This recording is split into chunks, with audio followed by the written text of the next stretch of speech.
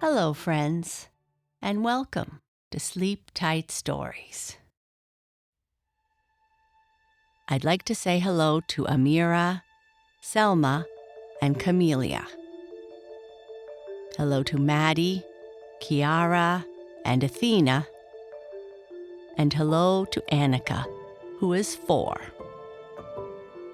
Thank you so much for supporting us.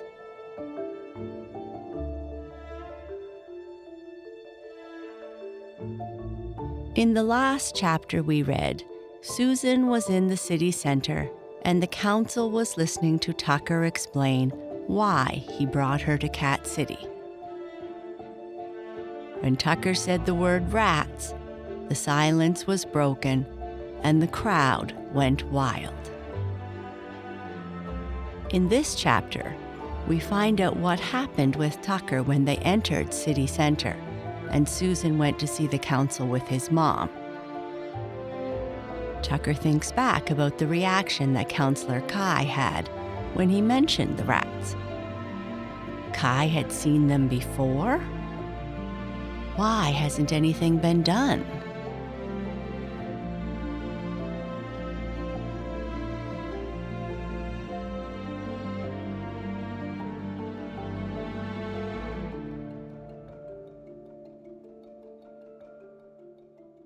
Chapter 7.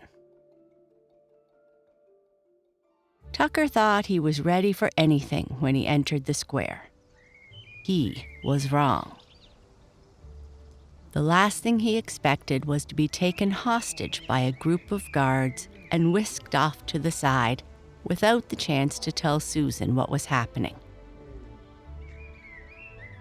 Tucker's attempts to escape were immediately shut down by the largest of the guards, who grabbed him harshly by the scruff of the neck.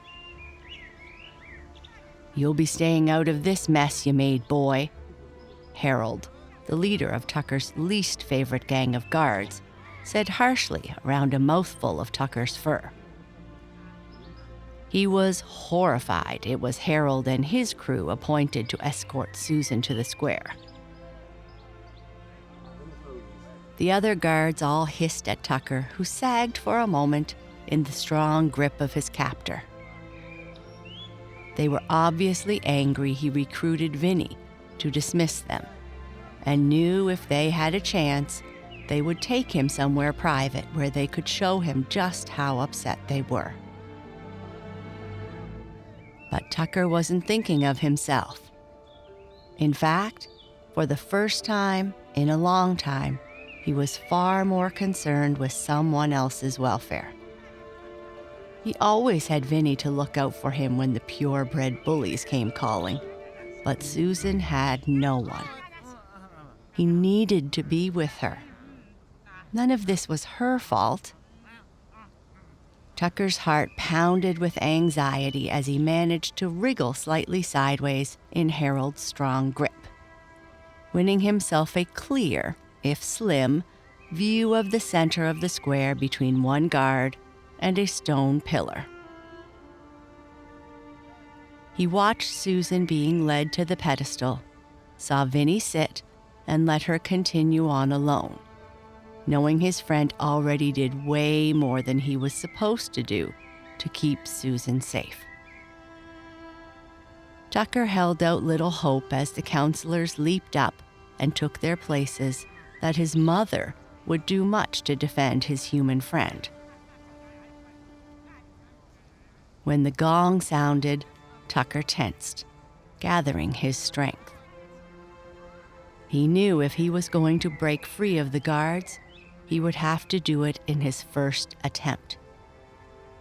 He held still, waiting for the right moment, determined to tell what he had been asked to keep to himself. Tucker was still shocked by Kai's reaction the night before. "You've seen the rats?" Tucker had stared, open-mouthed, at the counselor for a long time, unable to speak any further. "I have," Kai had said much more calmly than Tucker was feeling. He finally found his voice again. If you've seen them, Tucker said, why hasn't anyone done anything about it?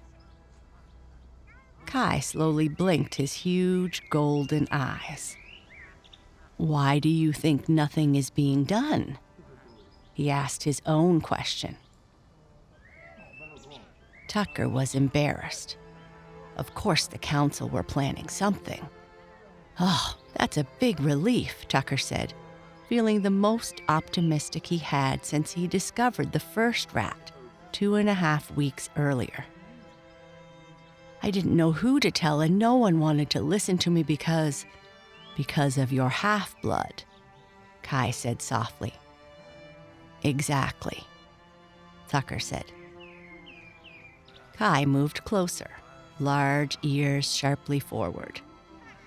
This is very important, the counselor said to Tucker. I need to know who you told or tried to tell. Tucker shook his head in disgust. No one. None of them would even give me a moment to talk, not even the gate captain. Tucker hadn't as yet gotten over that particular disappointment. He always trusted the judgment of the large silver tabby with the gruff manner and big heart. Monster, Tucker thought, was the closest friend he had in the gatekeeper's ranks, and even he brushed off Tucker's warning.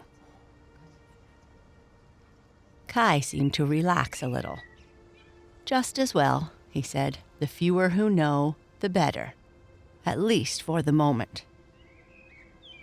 What is the council planning to do? Tucker asked. Not the council, Kai said. Me, and a few others. Tucker was shocked. But they need to know. Do they? Kai shook his head, whiskers twitching. Do you honestly think they will do anything? Even believe it, Tucker?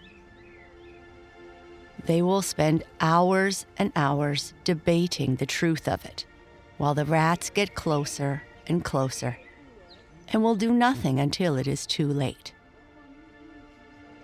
Tucker couldn't help but agree. The council was notorious for doing nothing. Still, he thought they deserved to know. This is too big.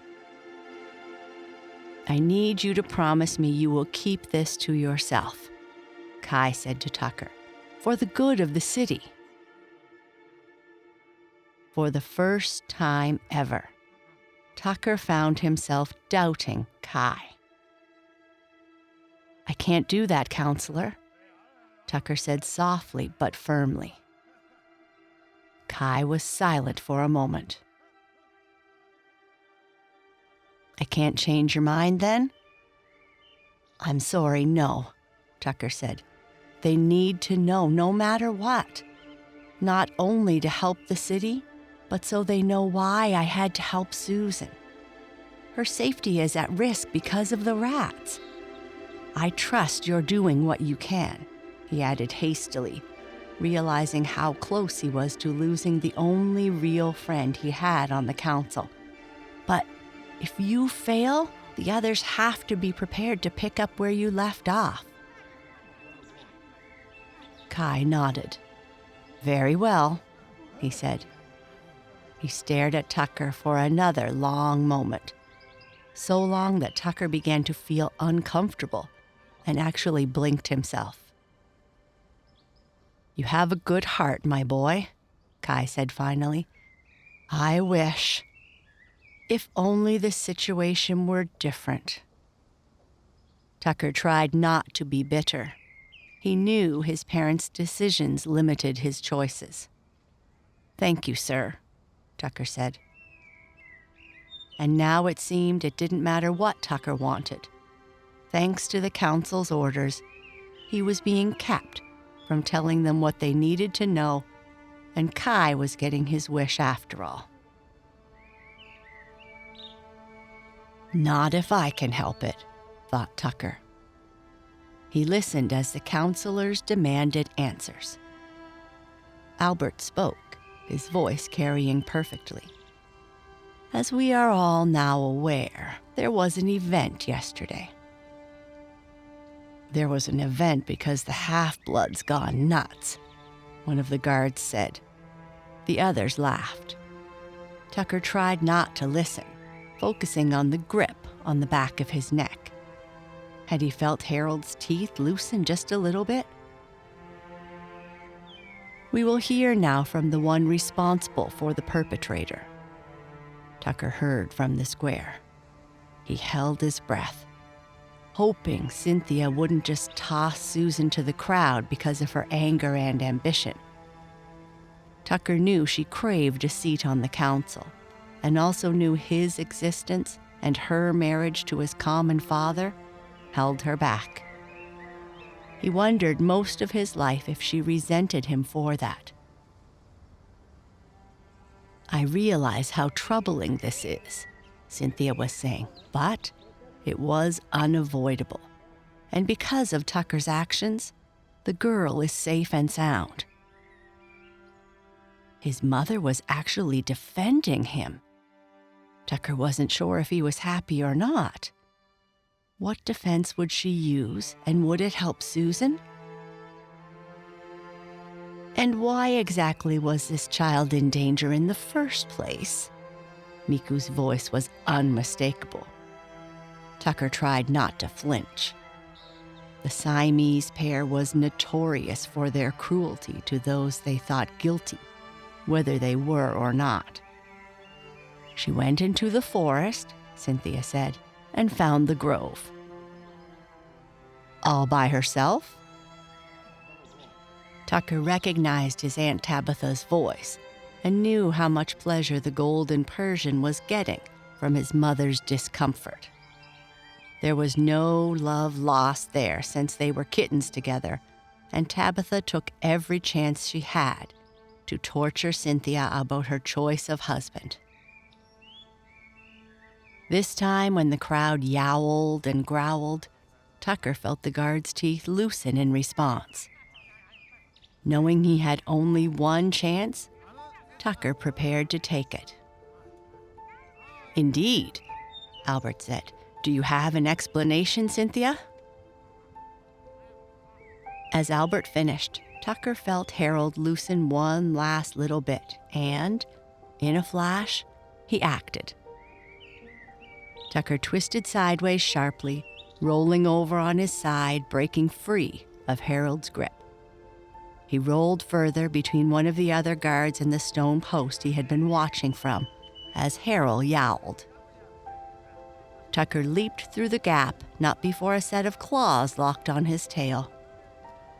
He couldn't help the cry that escaped as he tore his tail free and raced to Susan's side. I would speak to the council. Tucker's heart raced as he landed beside his friend, struggling to catch his breath. He knew they could still silence him if they chose to, but hoped the council would try to humiliate him instead, giving him the time he needed to tell them about the rats. Tucker ignored the fury in his mother's eyes as she spun on him. She could be angry with him later. This was too important, and he was doing what he was told. Tucker was shocked when his gamble paid off. Very well, Albert said. We will hear from Tucker, son of Cynthia. Relief flooding him, Tucker tried to stay focused. Thank you, Tucker said. He knew he couldn't show any affection to Susan in that moment, for fear they wouldn't listen, but couldn't leave her feeling so alone. Looking up at her, at the tear stains on her face and the plain fear in her eyes, his heart went out to his human friend, and he reached out, placing one paw on her foot. This is Susan, Tucker said, then waited. He knew how important his information was. He wanted them to understand. When silence fell again, he went on. Susan and her parents, as you know, just moved into the house above. Yes, Tucker, Albert said. Continue. Tucker, afraid but knowing they needed the full truth, confessed his crime. I have been living with them for 2 weeks now. The reaction was understandable, and he tried not to reach out to Susan in sympathy as he watched her clamp her hands over her ears, making a face. He waited and waited. Finally, the orderly in charge ran back up the stairs and rang the gong for silence. Tucker was trembling and hoped no one knew it. He did his best to stay calm. Tucker, son of Cynthia, you have broken one of our most important rules. Albert was visibly upset, his fur standing on end, tail twitching. We are not common cats to be playthings of the humans. What possessed you to do such a thing? This was it. Tucker didn't hesitate. To keep Susan safe, he said. From what, dear boy?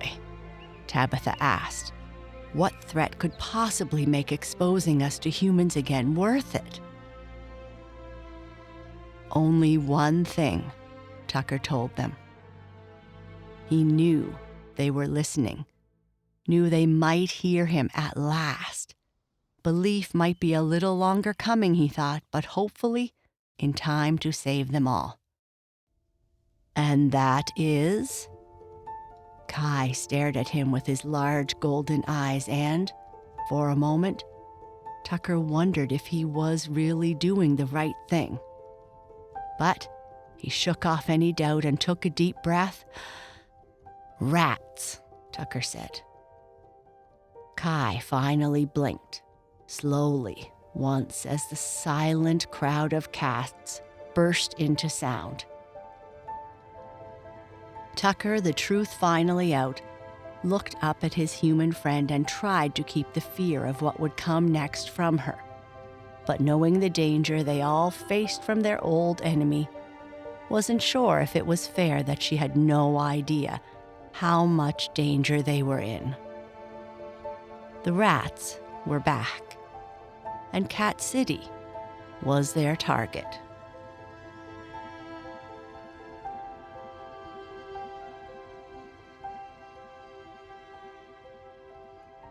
Good night. Sleep tight.